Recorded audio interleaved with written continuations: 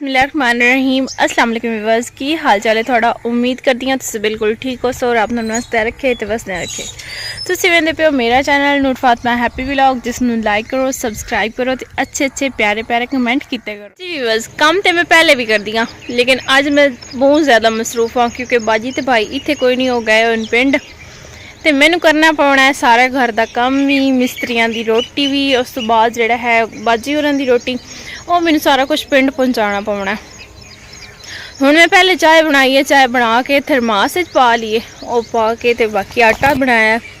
बना के ते हुण मैं तवे ते रोटियां बनानियां क्योंकि तंदूर का जिहड़ा ना बालन वो सिन्ना हो गया बारिश आई तो वो भेज गया है इस वजह तंदूर नहीं मैं बाल सकती तो हुण गैस के उत्ते मैं रोटियां पकानियां सिलेंडर के उत्ते चुल्हा घसे होया तो उहदे उत्ते मैं हुण रोटियां बनानियां। बिकॉज मैं जिहड़ा है कोशिश कर सा जल्दी जल्दी मैं वेली हो जावां ते अपने व्यूअर्स दे नाल बाकी दा व्लॉग भी व्यूअर्स चाय मैं बना ली आई ते ए साडे जमावना पिया मझ साड़ी दा नैल पिया होया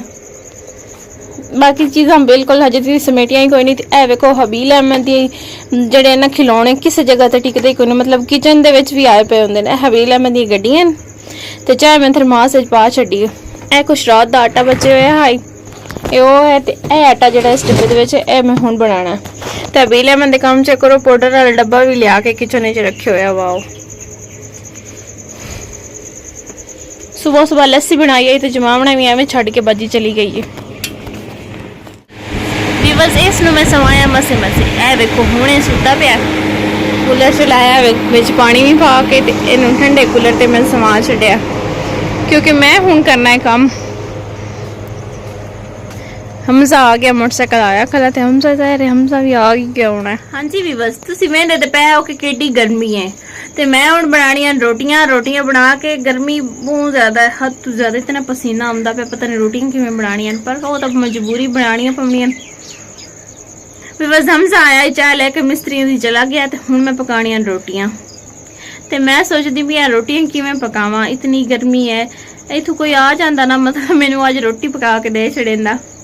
ऐ होंदा भी बस कल्ले बंदे दा ऐ मसला होंदा है। अगर बाजी होंदी ते अगर मेरे कोल कोई काम नहीं होंदा तो मैं उन्होंने आनी बाजी मेरे कोल आया नहीं होंदा ये तुसी कर लो ते ओ कर लेंदी है। दो भैणां होण दा ऐ मसला होंदा है मतलब एक दूए दा साथ दे लेंदियां ते एक भैण होवे तो उस बेचारी की करना मतलब जेड़ा कोई करना है जाहिर है उस एक ही करना।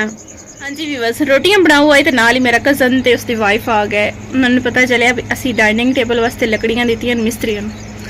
उन्होंने हुण शादी हुई तो फर्नीचर के डाइनिंग टेबल उन्होंने मिलिया है मतलब काफ़ी अच्छा डाइनिंग टेबल आए तो वो आंदे तुसीं उधर ना बनवाओ असां सेल करना है तो तुसीं लै लो साडे कोलों डाइनिंग टेबल असी ना कोई दो जानवर हैं एक गां है तो एक बच्चा वो असां लैना है